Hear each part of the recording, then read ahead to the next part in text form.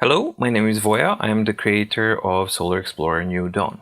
In this video, I would like to talk a little bit about the difficulty levels in Solar Explorer New Dawn. One of the central points of gameplay in Solar Explorer New Dawn is the challenge and the difficulty level. So as a classic arcade, it needs to challenge your skills so that after repeating it a couple of times that you build up your skills and you move further and forward. Further you go in the game, more your skills have progressed, which is great. Careful balancing has gone into making that happen throughout the progression of the missions in Solar Explorer New Dawn. However, not all players have the same skill level as a starting point. So in order to accommodate for that and to make the game actually enjoyable and pleasing experience to players of all skill levels, the difficulty level is really your friend. The difficulty levels in this game are more than just simply cranked up the numbers or lower and higher and speed and things like that, which is usually what's being done.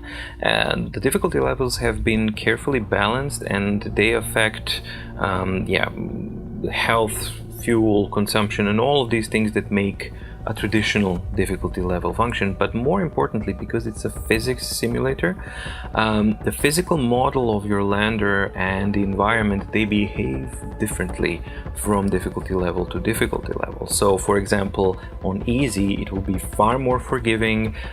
If you haven't slowed down by the landing stage, the game will slow down for you so that you have a chance at landing, etc, etc. Medium difficulty level, which is the default, gives you a tiny bit of a helping hand but makes you feel like a hero, so it feels all good, but the game is still helping you a little.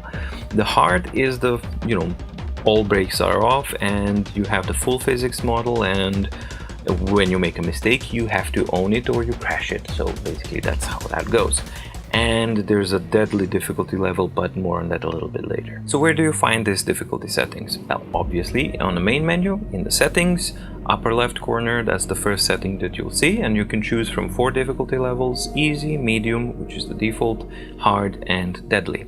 On the right side of the difficulty level you will see a short description of each, what they do and how they are different, so that you may have a better understanding of what is the best choice for you. So how should you approach the difficulty level in the game? If you start with the default medium and you find that it's a little bit too difficult, that doesn't mean that the overall game is too difficult for you. That just means that your starting skill level for this type of game requires an easier type of setting, and the game actually accommodates for that. So try switching back to easy and then see what the game does and how it actually feels for you. The idea is, as your skills progress, you will find the current difficulty level, hopefully, too easy at some point. So if the game starts feeling too easy, switch the difficulty level up a notch. So from easy to medium, so then the challenge becomes a little bit more fun and you get to experience that balancing of difficulties that I've talked about. And then if medium is too easy, then you switch to hard. The idea is that hard is basically how the game is meant to play, but you need to get up to that level. And then there is the deadly difficulty level. Deadly difficulty level is a dedicated difficulty setting, and it changes the game a little bit and transforms it into a proper old school arcade challenge.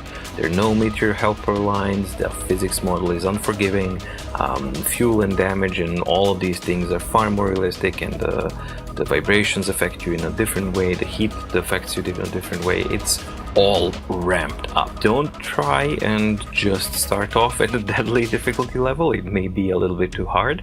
The general idea how it should work is finish the game on a hard difficulty level and then you are ready to play through the levels on the deadly difficulty.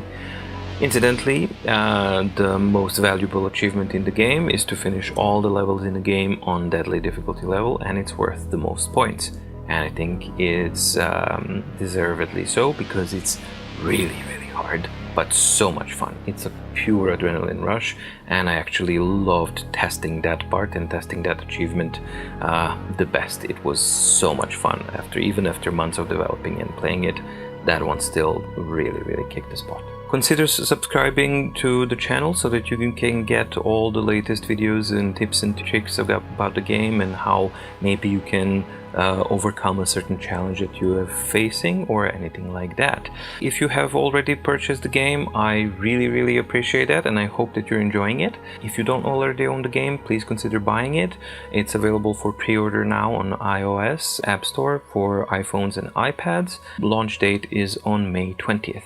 Price is $2.99 at the moment, and after launch, a couple of days after launch, it will be the full price, which is $3.99 US. Thank you for watching, and see you next week. Bye.